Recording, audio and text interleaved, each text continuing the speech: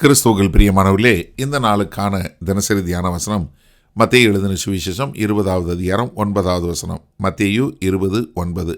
Matthew 20:29. அப்பொழுது 11ஆம் மணி வேளையில் வேலையமர்த்தப்பட்டவர்கள் வந்து ஆளுக்கு ஒவ்வொரு பணம் வாங்கினார்கள். இப்போ இதுதான் பெரிய அதிர்ச்சியான காரியம். ஒரு பெரிய அதிர்ச்சி கூடிய காரியம் இந்த ஓமானத்தில். இப்போ சாயந்தரம் 5 மணிக்கு வந்தவங்க வந்து ஒரு தினாரி, ஒரு நாளைக்கு உரிய சம்பளத்தை வாங்குகிறாங்க. நீங்கள் நல்லா யோசிங்க. காலையில் 6 மணிக்கு வேலைக்கு கூப்பிட்டார்ல, அவங்ககிட்ட என்ன சொல்லி 2 பேரும் ஒரு ஒப்புதலுக்கு வந்தாங்க? 1 மணி ஒரு பணம் கொடுக்குறேன். ஏன்னா அவங்க 2 பேரும் பேரம் பேசி தான் வந்தாங்க. அதுதான் வந்து சரியான ஊழிய அளவும் கூட. ஏன்னா அவங்க வந்து ஒரு நாளைக்கு கூலி வந்து ஒரு தினாரி. அப்போ என்ன, இங்கே வந்து அவர் வந்து இப்போ 5 மணிக்கு வந்தவங்களை கூப்பிட்டு முதல்ல கொடுக்க சொல்கிறாரு. நான் மறுபடியும் இதை உங்களுக்கு ஞாபகப்படுத்த விரும்புகிறேன். இவங்க 5 மணி வரைக்கும் வேலை கிடைக்காமல் இருந்தது காரணம் இவங்களுடைய சோம்பேறித்தனம் இல்லை. நீங்கள் 9 மணிக்கு கூப்பிட்டப்பட்டவங்களாக இருக்கட்டும், 12 மணிக்கு கூப்பிட்டப்பட்டவர்களாக இருக்கட்டும், இல்லை 3 மணிக்கு கூப்பிடப்பட்டவர்களாக இருக்கட்டும், இல்லை சாயந்தரம் 5 மணிக்கு கூப்பிடப்பட்டவர்களாக இருக்கட்டும், இவர்கள் யாரும் சோம்பேறியாக இல்லை. ஏன்னா யாரும் அவர்களை வேலைக்கு எடுத்துக்கொள்ளவில்லை. ஆனால் அவங்க வேலை செய்வதற்கு ஆயத்தமாக இருந்தாங்க. அதனால் என்ன பண்ணுறாரு, இங்கே எஜமானன் கூப்பிட்டு எல்லாருக்கும் ஒரு அதிர்ச்சி ஊட்டும் விதமாக அவங்களுக்கு ஒரு பணம் கொடுக்க சொல்கிறாரு. இப்போ இது கூலின்னு சொல்லுவீங்களா, இல்லை இது கர்த்தருடைய இரக்கம்னு சொல்லுவீங்களா? யோசிச்சு பாருங்கள். காலையில் 6 மணிக்கு வர்றவங்களுக்கு ஒரு பணம் சொல்லி பேசி அவங்களுக்கு ஒரு பணம் கொடுக்கறது கூலி.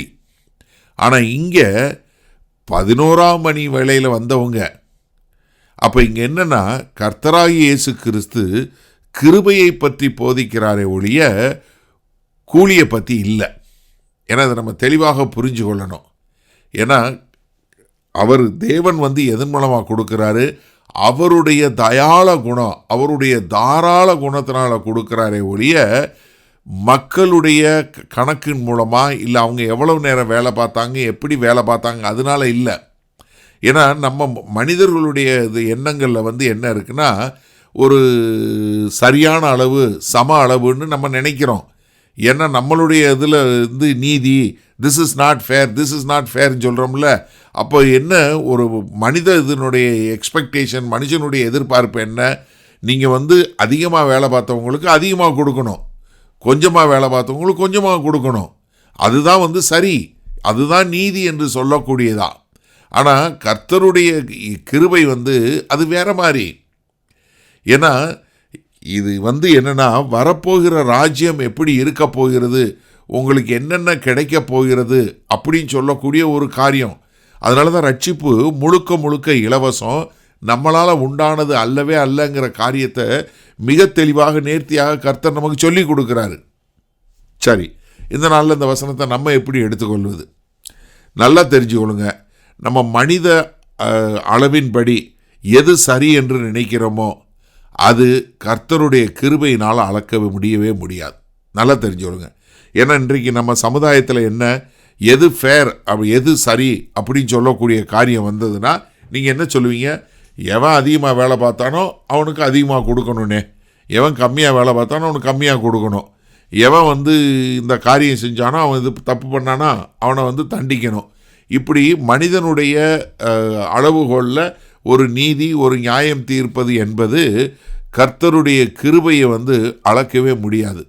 ஏன்னா அவர் இலவசமாய் தம்முடைய தயாள குணத்தின் மூலமாய் எல்லாரையும் சரியாக நடத்துகிறார். அது நீங்கள் முதல்ல வந்தீங்களோ இல்லை லேட்டாக வந்தீங்களோ எப்போ வந்தாலும் சரி, அவருடைய என்ன பண்ணுது, அவர் ஒப்பு கொடுக்குறாரு. இப்போ இதில் என்ன தெரியுமா பிரச்சனை?